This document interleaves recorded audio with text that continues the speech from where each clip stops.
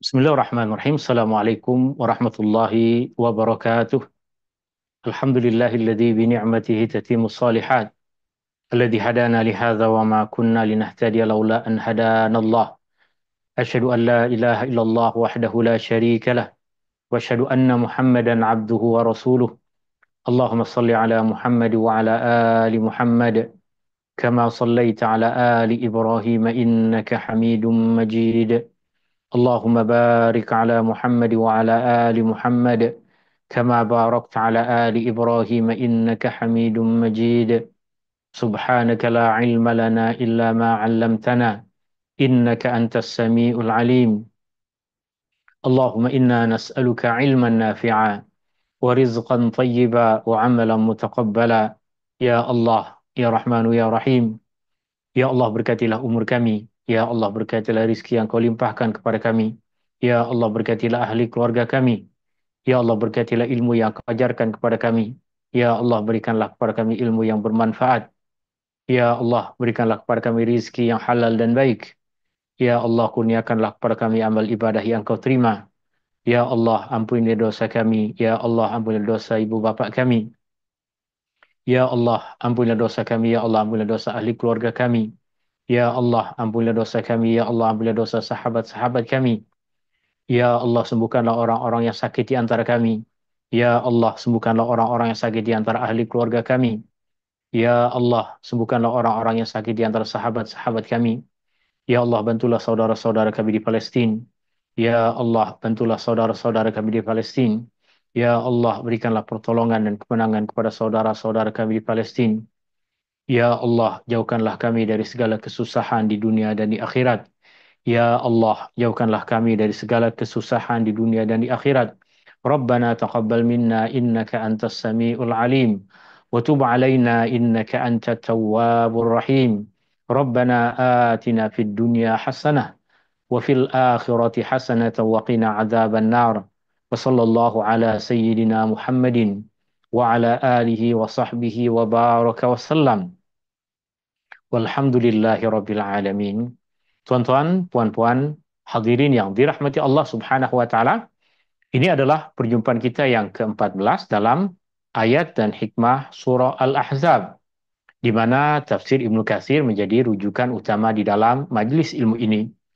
Dalam pertemuan kita di petang hari ini, insyaallah kita akan mengupas ayat yang ke-35 dan nota tafsir Ibnu Katsir, atau tepatnya terjemahan dari ringkasan tafsir Ibnu Katsir, telah saya kongsikan kepada tuan-tuan dan puan-puan untuk dijadikan sebagai panduan utama, rujukan utama di dalam majlis ilmu ini. Seperti biasa, majelis ilmu ini terbuka kepada apa-apa soalan. Jika tuan-tuan dan puan-puan ada apa-apa soalan, ada apa-apa kemusykilan berkaitan dengan perkara-perkara yang tengah kita bahas, maka tuan-tuan dan puan-puan boleh terus bertanya tanpa perlu menunggu akhir pertemuan. Tuan-tuan dan puan-puan boleh tulis soalan di dalam chatroom yang ada di dalam Zoom meeting ini, atau boleh terus buka mikrofon dan tanyakan soalan yang berkaitan dengan apa yang tengah kita kupas, apa yang tengah kita bahas. Surah Al-Ahzab masuk dalam himpunan surah-surah Madaniyah, surah yang diturunkan di Madinah selepas Rasulullah sallallahu alaihi wasallam hijrah ke Madinah, dan ia surah yang mengupas tentang satu peristiwa dalam sejarah umat Islam, dalam sejarah Rasulullah sallallahu alaihi wasallam, sejarah perjuangan Rasulullah dan para sahabat dalam peristiwa yang di dalam sejarah dikenal sebagai Perang Ahzab atau Perang Khandaq.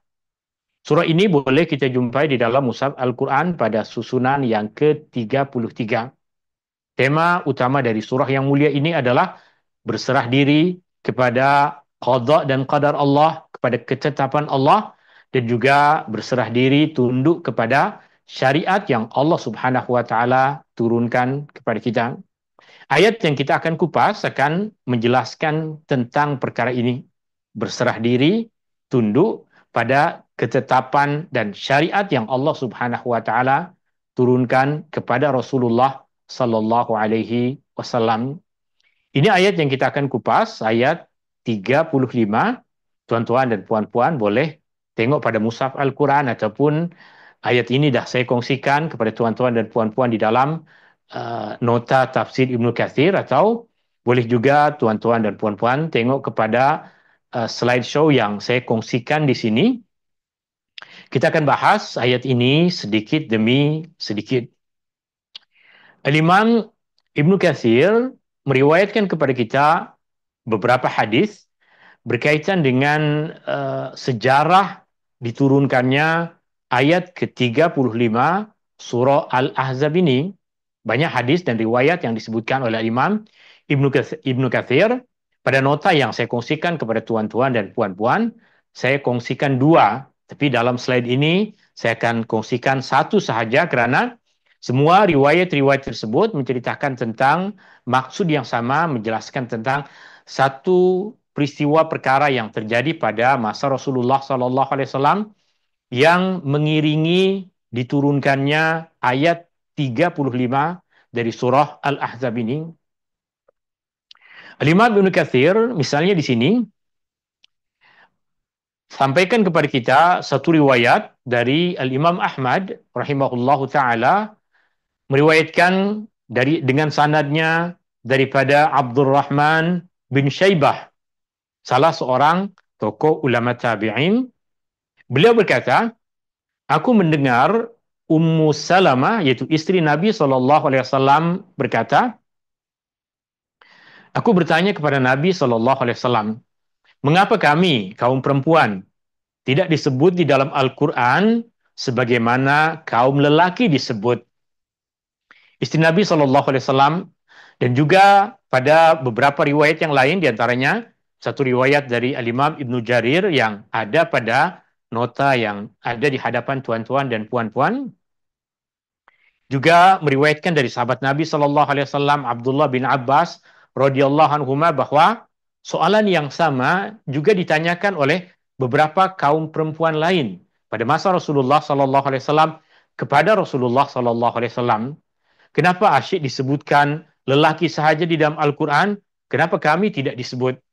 Padahal kita semua tahu bahwa ayat-ayat Al-Quran yang Allah Subhanahu wa taala turunkan, meskipun di dalamnya disebutkan perkataan al-muslimin, al-mu'minin, al-muttaqin, yang memang secara lafaz, secara asal tertuju kepada kaum lelaki, tapi kita semua tahu bahwa maksud dari ayat tersebut adalah untuk semua orang yang beriman, lelaki dan perempuan, untuk orang-orang yang bertakwa, lelaki dan perempuan. Seruan Allah Subhanahu wa taala kepada orang yang beriman untuk berpuasa, ya ayyuhalladzina amanu kutiba alaikumus shiyam.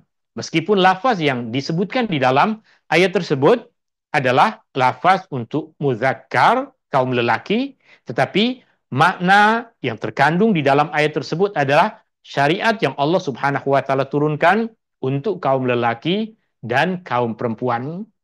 Tapi beberapa kaum perempuan rasa mahu juga disebut oleh Allah Subhanahu wa taala perkataan yang menunjukkan identiti mereka sebagai perempuan-perempuan yang beriman. Allah Subhanahu wa taala kabulkan apa yang dimahu oleh kaum perempuan tersebut.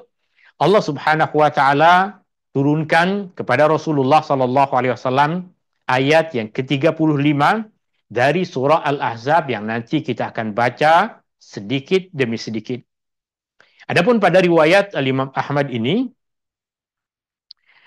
Ummu Salamah berkata, mengapa kami kaum wanita tidak disebut di dalam Al-Quran sebagaimana kaum lelaki disebut?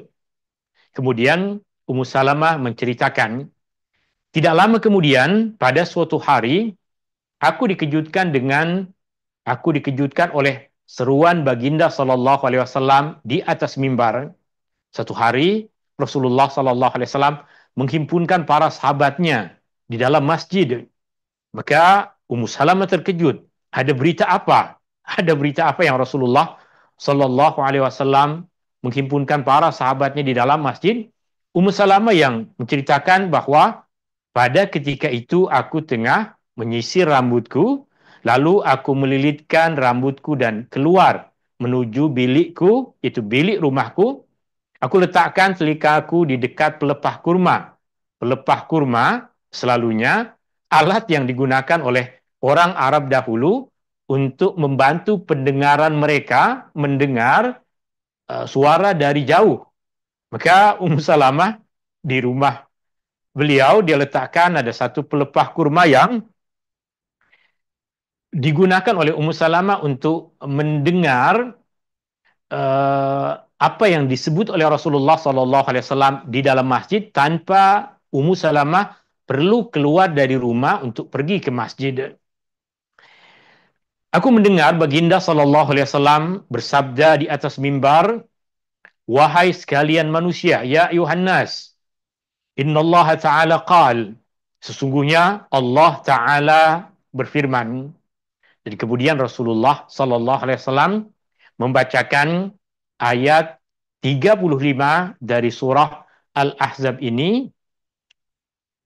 Firman Allah Subhanahu wa taala, A'udzu billahi minasyaitonir rajim. Innal muslimina wal muslimati wal mu'minina wal mu'minat wal qanitina wal qanitati was sadiqina was sadiqat was sabirina was sabirati wal khashi'ina wal khashi'at والمتصدقين والمتصدقات والصائمين والصائمات والحافظين فروجهم والحافظات والذاكرين الله كثيرا والذاكرات أعد الله لهم مغفرة وأجرا عظيما. Ayat 35 di dalam surah Al-Ahzab ini yang Allah Subhanahu wa taala sebutkan dua golongan orang yang beriman ini. Dari golongan lelaki dan golongan perempuan. Jika kita tengok pada perkataan-perkataan yang ada di dalam ayat ini, perkataan al-muslimin, al-muslimat, kita boleh mengesan perkataan al-muslimin adalah perkataan yang digunakan untuk kaum lelaki, al-muslimin. Al-muslimin dengan al-muslimun adalah lafaz yang sama. Bermaksud orang-orang lelaki Islam. Al-muslimun dengan al-muslimin. Ia adalah dua lafaz yang sama yang memiliki maksud yang sama. Al-muslimun, orang-orang Islam lelaki. Al-muslimin, orang-orang Islam lelaki. Kenapa pula? Pada sebahagian ungkapan bahasa Arab, pada sebahagian ayat Al-Quran, yang kita jumpai adalah perkataan muslimun atau al-muslimun. Kenapa di sini yang disebutkan adalah al-muslimin? Meskipun kita dah tahu, kita dah sebutkan bahwa kedua ungkapan tersebut memiliki maksud yang sama. Tambahan waw dengan nun di akhir perkataan atau ya dengan nun di akhir perkataan adalah tambahan yang memberikan maksud yang sama, yaitu kaum lelaki. Di dalam ayat ini, di dalam ungkapan yang disebutkan di dalam ayat ini digunakan ya dengan nun kerana ayatnya dimulakan dengan perkataan inna. Perkataan inna membuat perkataan yang disebutkan selepasnya tidak boleh ditambahkan waw dengan nun, mesti ditambahkan ya dengan nun seperti yang ada di dalam ayat ini. Innal muslimin. Seandainya dalam pertuturan atau dalam tulisan atau dalam ungkapan kita mengungkapkan perkataan orang-orang Islam lelaki tanpa menggunakan perkataan inna, maka yang kita akan ungkapkan, yang kita akan sebut adalah al-muslimuna wal muslimat. Al-muslimuna wal muslimat. Tapi kerana ia dimulakan dengan perkataan inna, yang perkataan ini secara makna memberikan maksud penegasan, penguat, dan secara tata bahasa Arab membuat apa-apa perkataan yang datang selepasnya menjadi mansub, maka perlu ditukar dari perkataan al-muslimun menjadi perkataan al-muslimin. Innal muslimin. Adapun perkataan selepasnya itu wal muslimat, perkataan yang diakhiri dengan alif dan ta. Perkataan yang diakhiri dengan alif dan ta. Seperti di dalam ayat ini, al-muslimat, al-mu'minat, al-qanitat, as-sadiqat, as-sabirat, al-khashi'at, al-mutasaddiqat, as-saimat, al-hafizat, al-dhakirat. Tambahan alif dengan ta di akhir perkataan menunjukkan bahwa ia adalah perkataan yang digunakan untuk kaum perempuan. Seperti apa yang biasa kita gunakan dalam pertuturan kaum muslimat. Muslimat dengan alif dan ta di akhir perkataan menunjukkan ia adalah lafaz yang digunakan untuk kaum perempuan. Ini ayat yang dibacakan oleh Rasulullah Sallallahu Alaihi Wasallam di atas mimbar tadi, yang didengar oleh Ummu Salamah, yang sebelumnya Ummu Salamah pernah bertanya kepada Rasulullah Sallallahu Alaihi Wasallam, kenapa kami tidak disebutkan dengan lafaz secara khusus, meskipun secara makna tentunya Ummu Salamah mengetahui dan semua kita umat Islam mengetahui bahwa di dalam Al-Quran, meskipun lafaz yang disebutkan adalah lafaz untuk kaum lelaki, tetapi kandungan hukum hakam yang ada di dalam ayat tersebut berlaku kepada semua lelaki dan perempuan. Ayat ini memberikan keistimewaan kepada kaum perempuan untuk menegaskan kepada mereka bahwa agama Allah Subhanahu wa taala turunkan untuk semua. Syariat Allah turunkan untuk semua. Kemuliaan dunia dan akhirat boleh didapatkan oleh semua golongan ini, lelaki dan perempuan. Al-Imam Ibn Katsir rahimahullahu taala selepas menyebutkan beberapa riwayat hadis yang menceritakan tentang perkara tadi, latar belakang diturunkannya ayat 35 dari surah Al-Ahzab ini, kemudian sedikit demi sedikit ayat ini dikupas oleh Al-Imam Ibn Katsir. Beliau mengatakan, wa qawluhu, dan firman Allah Ta'ala, innal muslimina wal muslimat wal mu'minina wal mu'minat. Inna bermaksud sesungguhnya. Al-muslimin, orang-orang lelaki Islam. Wal muslimat, dan orang-orang perempuan Islam. Wal mu'minin, orang-orang lelaki yang beriman. Wal mu'minat, perempuan-perempuan yang beriman. Ada satu kaidah di dalam bahasa Arab yang berbunyi al-atfu yaqtadi al-mughayarah.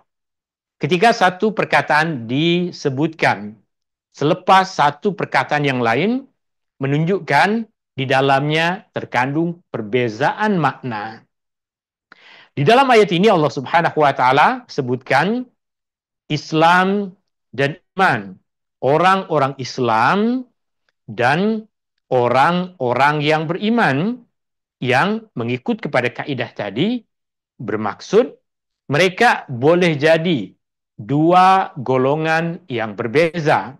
Dan itu makna yang coba dikupas oleh Imam Ibn Katsir dengan beliau mengatakan ini adalah satu bukti, ini adalah satu dalil yang menunjukkan bahwa iman berbeza dengan Islam, di mana iman lebih khusus dibandingkan dengan perkataan Islam.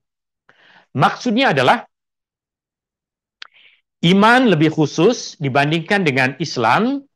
Semua orang yang beriman mesti dia adalah orang Islam. Tetapi boleh jadi ada orang Islam yang pada dirinya tiada keimanan, atau boleh jadi pada diri sebahagian orang Islam ada keimanan yang tak betul, atau boleh jadi pada sebahagian orang Islam ada keimanan yang lemah, keimanan yang tidak sempurna, yang menunjukkan kepada kita bahwa ia adalah dua identiti yang berbeza, keimanan dengan keislaman. Perjalanan dimulakan dengan keimanan. Perjalanan dimulakan dengan Islam, di mana seseorang tunduk kepada perkara-perkara zahir di dalam agama. Kemudian apabila keimanan dah masuk ke dalam diri mereka sempurna, dua perkara ini, Islam dan iman, itu makna di antara makna yang cuba untuk disampaikan oleh Imam Ibnu Katsir. Bahkan Imam Ibnu Katsir menegaskan ataupun menguatkan pandangannya dengan menyebutkan ayat lain di dalam Al-Quran yang menjelaskan kepada kita bahwa ia adalah dua perkara yang berbeza antara Islam dengan iman. Ayat yang disebutkan oleh Imam Ibnu Katsir kita jumpai di dalam surah Al-Hujurat ayat 14, firman Allah Subhanahu wa taala, qalatil a'rabu amanna. Orang-orang Arab, ada beberapa orang datang ke Madinah. Ada beberapa orang dari perkampungan Arab, dari kalangan yang di dalam Al-Quran dinamakan sebagai golongan Al-A'rab, datang ke Madinah, berjumpa dengan Rasulullah Sallallahu Alaihi Wasallam, kemudian berkata kepada Rasulullah Sallallahu Alaihi Wasallam, di antara yang mereka katakan kepada Rasulullah Sallallahu Alaihi Wasallam adalah, kami datang eh, kami datang dan telah melakukan perbuatan yang baik kepada Rasulullah. Kami telah berbudi baik kepada Rasulullah Sallallahu Alaihi Wasallam kerana kami datang jauh-jauh ke Madinah untuk beriman kepada Rasulullah Sallallahu Alaihi Wasallam tanpa Rasulullah Sallallahu Alaihi Wasallam penat-penat datang ke perkampungan kami. Maknanya mereka merasa bahwa perbuatan mereka datang ke Madinah dan mengaku di hadapan Rasulullah SAW bahwa mereka telah beriman adalah satu budi baik dari mereka kepada Rasulullah SAW. Mereka tak sedar, mereka tak ingat, tak tahu bahwa keimanan jika ada pada diri mereka bukan satu kebaikan yang mereka lakukan untuk Rasulullah SAW.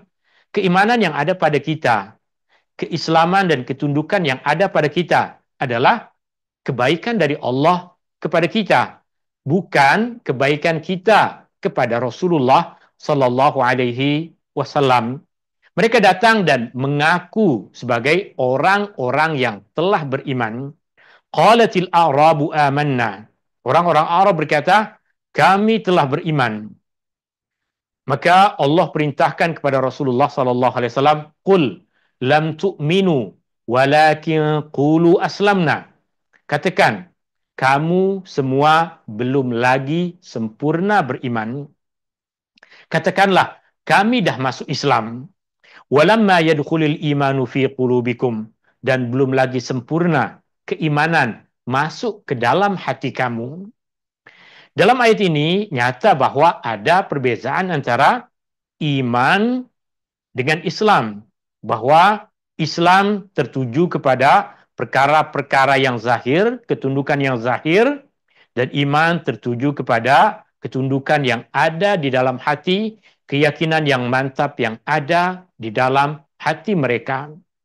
Ini tentunya terjadi pada keadaan yang demikian, keadaan di mana seseorang baru mempelajari tentang Islam, belum lagi sempurna keimanan ada di dalam dirinya, tapi dia sudah merasakan tentang kewajiban untuk melakukan perkara-perkara tertentu di dalam agama, maka boleh dikatakan dia telah masuk Islam. Adapun keimanan, Allah Subhanahu wa taala yang mengetahui apa keimanan yang ada di dalam dirinya. Dan juga Imam Ibnu Katsir kongsikan kepada kita satu hadis yang boleh dijumpai hadis ini di dalam Sahihain, maksudnya dalam Sahih Al-Imam Al-Bukhari dan Muslim, disebutkan bahwa Rasulullah sallallahu alaihi wasallam bersabda, la yazni zani hina yazni wa huwa mu'min, yang bermaksud tidaklah seorang pezina berzina ketika dia berzina dalam keadaan beriman. Artinya, orang yang melakukan dosa besar, orang yang melakukan dosa besar disifatkan sebagai orang yang melakukan perbuatan tersebut dalam keadaan hilang kesempurnaan keimanan dari diri orang tersebut. Al-Imam Ibnu Katsir mengatakan, keimanan maksudnya keimanan yang sempurna tercabut daripada orang yang melakukan dosa besar. Tetapi tidak mesti menyebabkan orang tersebut telah terkeluar dari agama. Dalam kefahaman kita, Ahlus Sunnah wal Jamaah, kita berfahaman bahwa orang yang melakukan dosa besar menunjukkan kurang sempurna keimanan yang ada pada dirinya, khususnya masa dia tengah melakukan dosa besar itu. Tapi perbuatan yang dia lakukan tidak menyebabkan dia telah kafir. Perbuatan yang dia lakukan, dosa besar yang dia telah buat, tidak mesti menyebabkan orang tersebut telah keluar dari agama. Ini menunjukkan, hadis ini menunjukkan, dan riwayat-riwayat hadis seperti ini, maksud-maksud hadis seperti ini menunjukkan bahwa iman lebih khusus dibandingkan dengan Islam. Apa yang disebutkan oleh Imam Ibnu Katsir itu adalah pegangan majoriti umat Islam, pegangan Ahlus Sunnah wal Jamaah yang berpandangan bahwa orang yang melakukan dosa besar di antara orang-orang Islam, maka perbuatan dosa yang dia lakukan tidak menyebabkan dia terkeluar dari agama. Tapi dosa yang dia lakukan menunjukkan bahwa masa dia buat dosa itu, keimanan yang ada di dalam dirinya, kepercayaan dan keyakinan yang ada di dalam hatinya tengah terusik, tengah tidak sempurna, tengah tidak betul. Yang apabila dia bertaubat kepada Allah Subhanahu wa taala, maka dia tidak perlu bertaubat dengan cara kembali masuk Islam, sebab dia tidak lagi dikatakan sebagai orang yang terkeluar dari Islam, tapi dia tetap dikatakan sebagai orang Islam yang telah melakukan dosa, orang Islam yang telah melakukan perkara yang merusak kesempurnaan iman yang ada di dalam dadanya. Kemudian selepas Allah Subhanahu wa taala sebutkan tentang dua golongan, yang pertama, innal muslimina wal muslimat wal mu'minina wal mu'minat, sesungguhnya orang-orang Islam, lelaki dan perempuan, wal mu'minina wal mu'minat, orang-orang beriman, lelaki dan perempuan. Ada orang yang baru masuk Islam, ada orang yang telah sempurna keimanan. Orang yang baru masuk Islam, baru berjinak-jinak dengan agama Allah Subhanahu wa taala, baru tengah melangkah mencari petunjuk dari Allah Subhanahu wa taala, keselamatan dia di akhirat boleh diberikan oleh Allah Subhanahu wa taala, meskipun belum lagi sempurna keimanan yang ada di dalam dirinya. Tapi tentunya Islam yang ada pada diri seseorang yang baru tengah berjinak-jinak dengan syariat dan agama Allah Subhanahu wa taala perlu mendapatkan bimbingan, perlu mendapatkan teguran, perlu mendapatkan ajaran, dan dia pun perlu meminta kepada Allah Subhanahu wa taala bimbingan dan petunjuk agar dia bukan sahaja masuk kepada perkara yang zahir di dalam agama, tapi ketundukan hati dan berserah diri kepada Allah Subhanahu wa taala dengan kesempurnaan keimanan.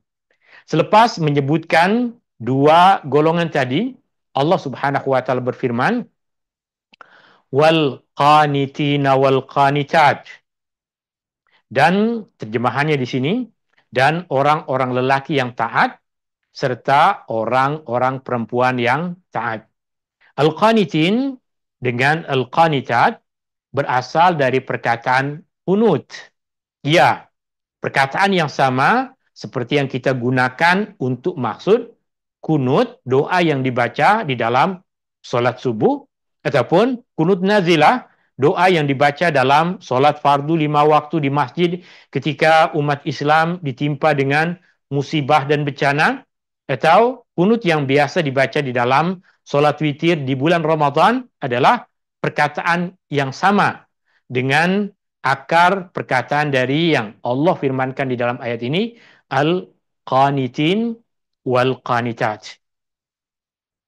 Di mana di antara makna, di antara maksud dari perkataan kunut adalah sebagaimana yang disebutkan oleh Al-Imam Ibnu Katsir, ketaatan kepada Allah dalam ketenangan.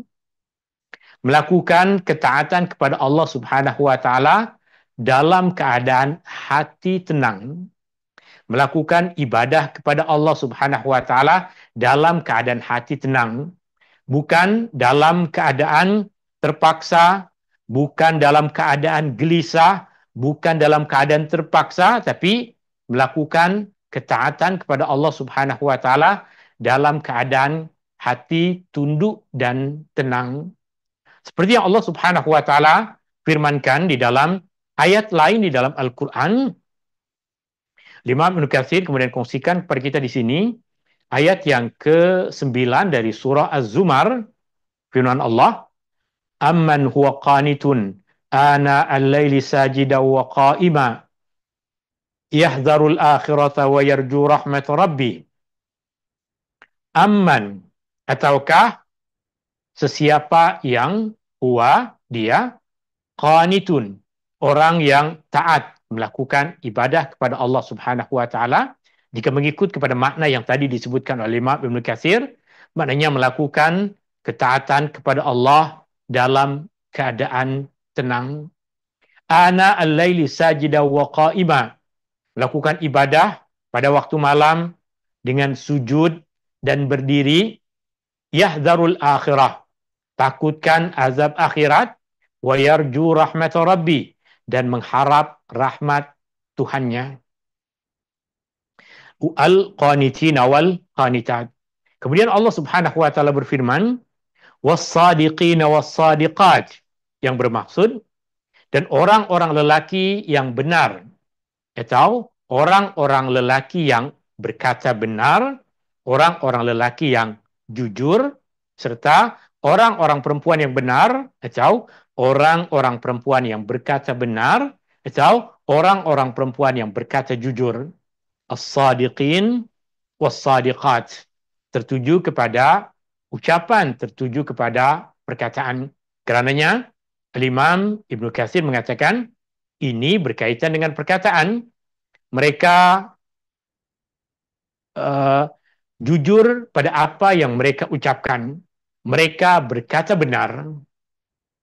Imam Ibnu Katsir kemudian mengatakan, sesungguhnya kejujuran, kebenaran adalah sifat yang terpuji. Oleh kerana itu, sebahagian dari sahabat Nabi SAW tidak pernah didapati berdusta, sama ada pada masa jahiliyah atau selepas mereka masuk Islam. Kejujuran sudah sebati dengan mereka. Kejujuran sudah menjadi darah daging mereka. Itu keadaan sebahagian besar sahabat-sahabat Nabi SAW, berbeza dengan orang-orang munafik. Kerananya, Imam Ibnu Katsir mengatakan, kejujuran adalah tanda keimanan, sebagaimana kedustaan adalah tanda kemunafikan. Sesiapa yang jujur, dia akan selamat.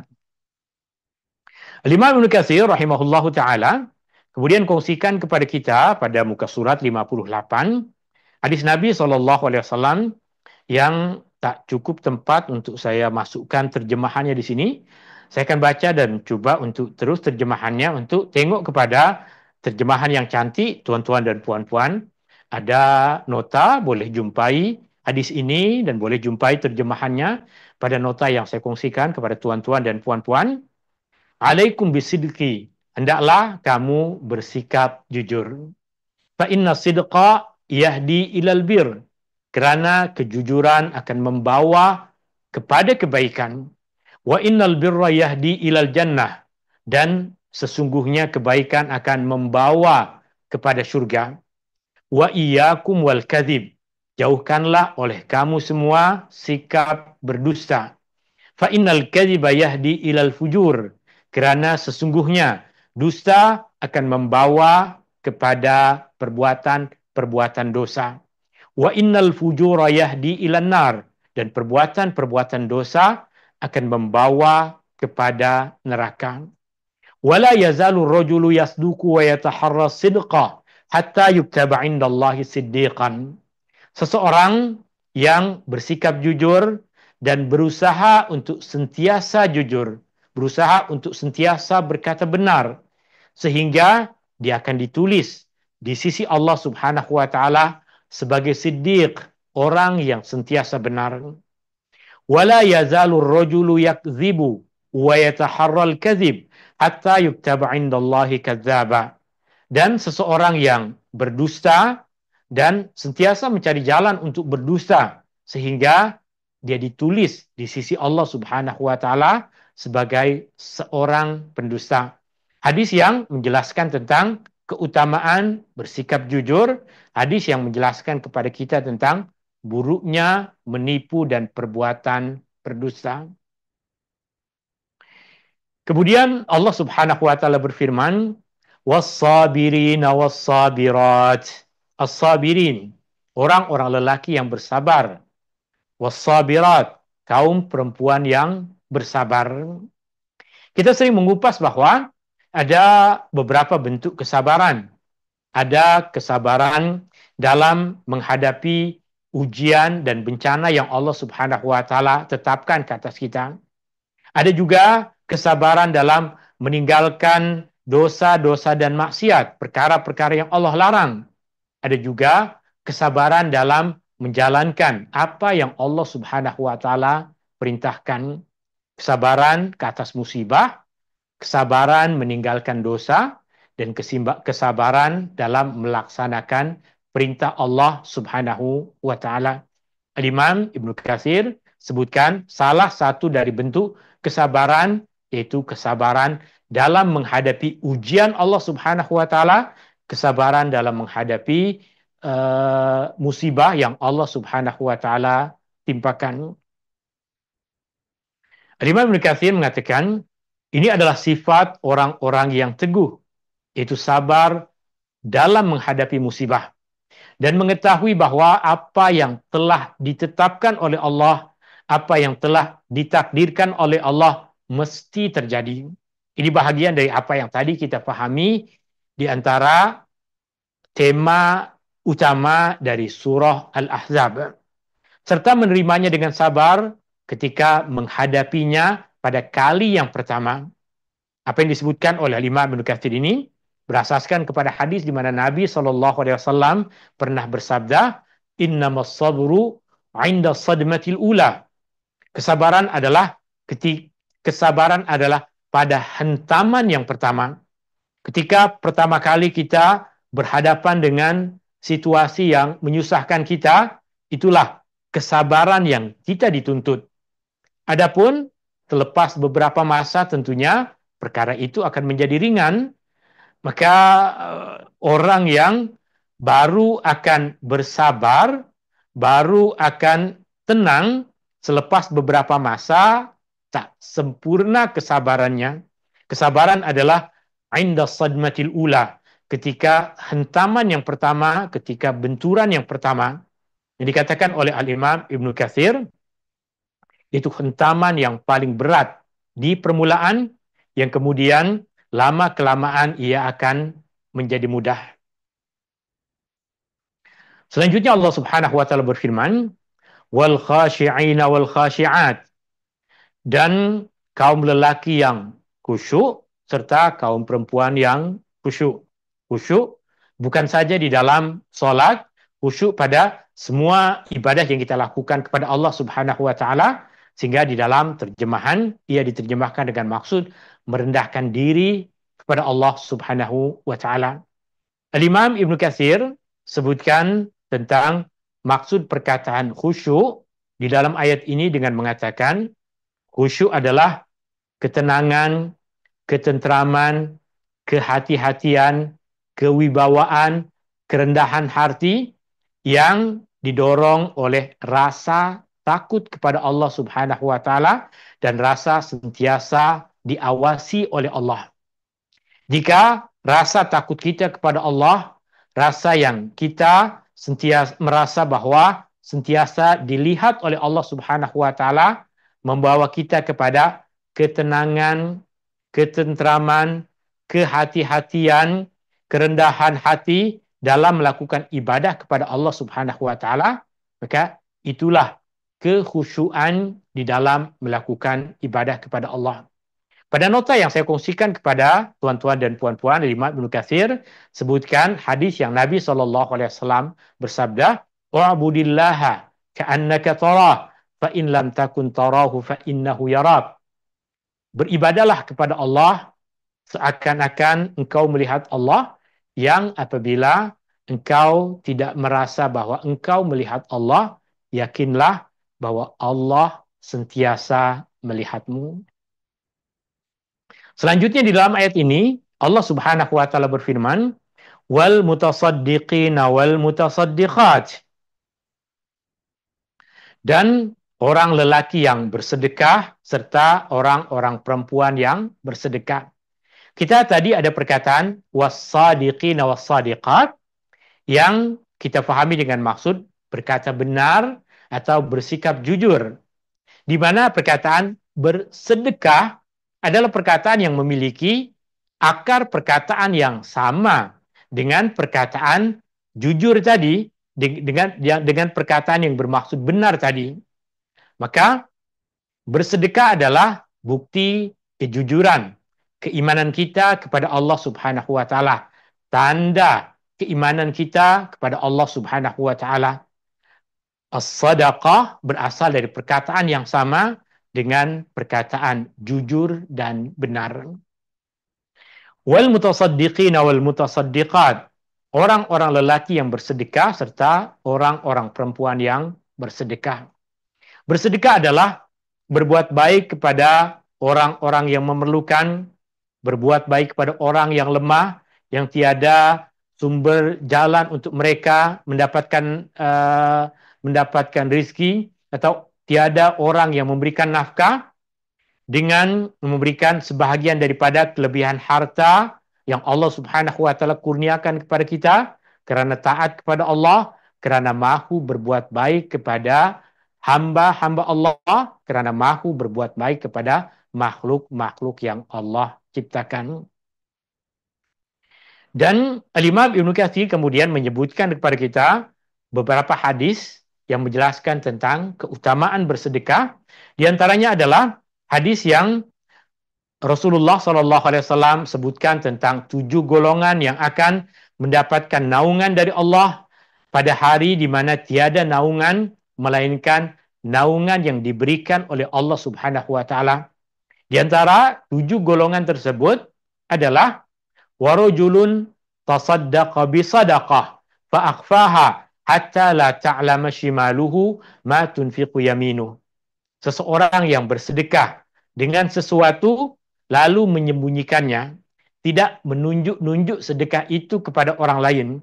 Sehingga dalam gambaran hadis ini Rasulullah menggambarkan tangan kirinya sahaja tidak tahu apa yang dilakukan oleh tangan kanannya. Maksudnya dia tidak menunjuk-nunjuk sedekah tersebut, menunjukkan keikhlasan dia dalam memberikan pertolongan dan bantuan kepada orang lain. Hadis lain yang juga menjelaskan tentang keutamaan sedekah adalah apa yang diriwayatkan oleh Imam Tirmizi, Ibnu Majah dan Ahmad, di mana Rasulullah SAW bersabda, "Was-sadaqatu tudfi'ul khati'ah kama yudfi'ul ma'un nar." Sedekah itu memadamkan dosa sebagaimana air memadamkan api. Sedekah memadamkan dosa sebagaimana air memadamkan api.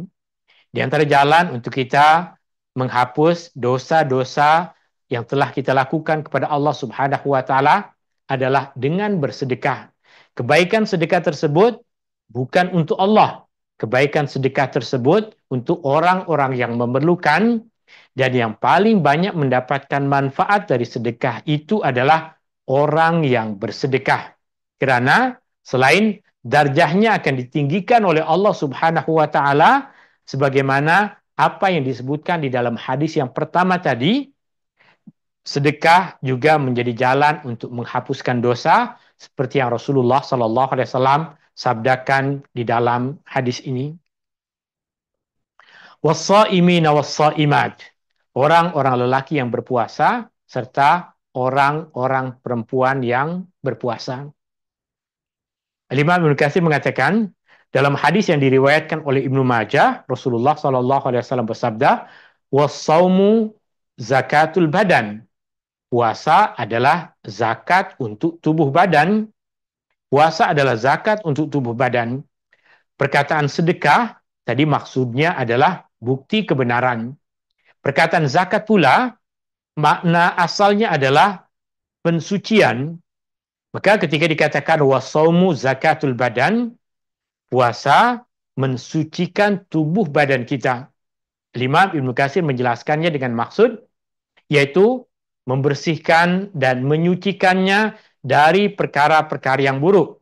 Sama ada perkara-perkara yang buruk itu ada pada diri kita sehingga menyebabkan orang yang berpuasa boleh menjadi sihat, atau perkara yang buruk itu ada pada perangai kita sehingga menyebabkan puasa tersebut boleh membersihkan dan menghapus dosa yang ada pada diri kita. Dan oleh kerana puasa merupakan di antara jalan terbesar untuk mematahkan syahwat hawa nafsu, maka sesuai selepas itu Allah Subhanahu wa taala menyebutkan wal hafizina furujahum wal hafizat, dan orang-orang lelaki yang memelihara kehormatan mereka serta orang-orang perempuan yang memelihara kehormatan mereka, yaitu memelihara diri mereka daripada perkara-perkara haram, memelihara kehormatan mereka daripada melakukan perbuatan-perbuatan dosa. Wadzakirinallaha katsira wadzakirat, dan orang-orang lelaki yang banyak berzikir kepada Allah, banyak menyebut nama Allah, serta kaum perempuan yang banyak berzikir kepada Allah, banyak menyebut nama Allah.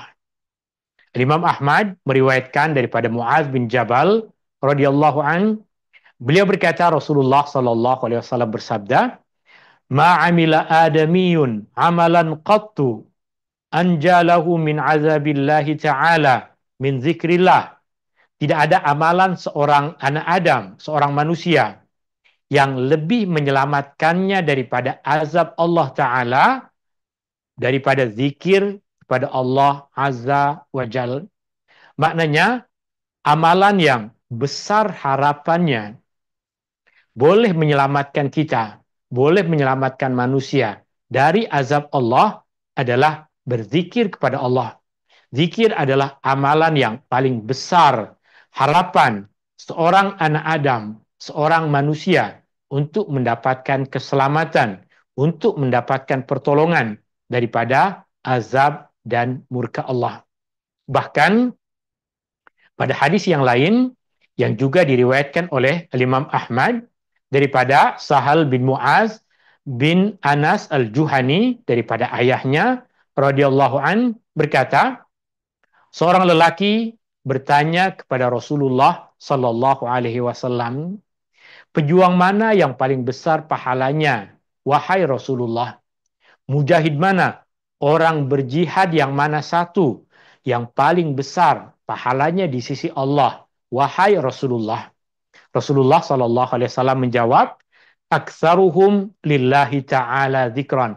Yang paling banyak berzikir kepada Allah Ta'ala.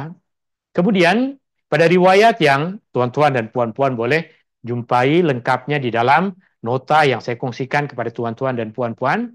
Kemudian orang tadi bertanya kepada Rasulullah sallallahu alaihi wasallam, orang berpuasa yang mana satu yang paling besar pahalanya di sisi Allah Subhanahu wa taala? Maka Rasulullah sallallahu alaihi wasallam menjawab dengan jawaban yang sama, aktsaruhum lillahi dzikran, orang yang paling banyak berzikir kepada Allah. Kemudian Rasulullah sallallahu alaihi wasallam ditanya tentang puasa, tentang haji, tentang ibadah-ibadah yang lain. Mana satu di antara mereka orang yang sholat yang paling besar pahalanya di sisi Allah? Mana satu di antara mereka orang yang melakukan ibadah haji yang paling besar pahalanya di sisi Allah. Semua soalan-soalan itu dijawab oleh Nabi SAW dengan jawaban yang sama. Orang yang paling banyak berzikir kepada Allah Subhanahu wa Ta'ala. Dalam puasa, mereka banyak berzikir. Dalam sholat, mereka banyak berzikir. Dalam ibadah haji, mereka sibukkan diri mereka dengan banyak berzikir kepada Allah Subhanahu wa Ta'ala. Mereka lah orang-orang yang sholat dan paling mendapatkan pahala yang besar di dalam sholatnya. Orang-orang puasa yang paling besar mendapatkan pahala pada puasanya. Orang-orang yang melaksanakan ibadah haji dan paling banyak mendapatkan pahala dari ibadah-ibadah yang mereka lakukan. Di penghujung ayat, Allah Subhanahu wa taala berfirman, "A'addallahu lahum maghfiratan wa ajran 'azima." Allah telah menyediakan bagi mereka semua, kaum lelaki dan perempuan yang disebutkan di dalam ayat itu, keampunan dan pahala yang besar. Apa yang disebutkan di dalam ayat ini adalah sifat-sifat yang patut ada pada diri kita, orang-orang yang beriman, lelaki dan perempuan. Allah Subhanahu wa taala janjikan bagi orang-orang yang memiliki sifat-sifat tersebut ampunan dan balasan pahala yang besar. Allah mengkabarkan tentang semua perkara yang disebutkan di sini dan Allah telah menyediakan bagi mereka, telah menyiapkan bagi mereka ampunan daripadanya atas dosa-dosa yang mereka lakukan dan pahala yang besar yaitu surga. Dari apa yang tadi kita kongsikan telah banyak pengajaran-pengajaran yang kita kupas, kita ringkaskan ianya kepada dua perkara utama. Yang pertama, syariat yang Allah Subhanahu wa taala turunkan, agama yang Allah Subhanahu wa taala turunkan, kemuliaan yang Allah Subhanahu wa taala berikan ini adalah untuk semua orang-orang yang beriman, untuk semua hambanya dari kalangan kaum lelaki dan kaum perempuan. Meskipun pada ayat-ayat yang Allah hanya sebutkan kaum lelaki, hakikatnya hukum hakamnya juga untuk kaum perempuan. Dan untuk meraihkan kaum perempuan secara khusus, Allah Subhanahu wa taala sebutkan perkataan khas untuk mereka di dalam ayat-ayat ini. Kemudian pengajaran yang kedua tentunya berkaitan dengan balasan akhirat yang Allah Subhanahu wa taala berikan kepada mereka. Di antara balasannya adalah ampunan ke atas dosa-dosa mereka dan pahala yang besar di akhirat nanti yaitu surga. Wallahu taala a'la wa alam. Ini yang boleh saya kongsikan, ini yang boleh saya sampaikan kepada tuan-tuan dan puan-puan di dalam majelis ilmu ini. Semoga ada kebaikan, ada manfaat dari apa yang kita pelajari. Hadani Allah wa iyyakum ajma'in. Subhanakallahumma wa bihamdika asyhadu an la ilaha illa ant astaghfiruka wa atubu ilaik. Syukran. Assalamualaikum warahmatullahi wabarakatuh. Waalaikumsalam. Terima kasih Ustaz. Syukran, Puan.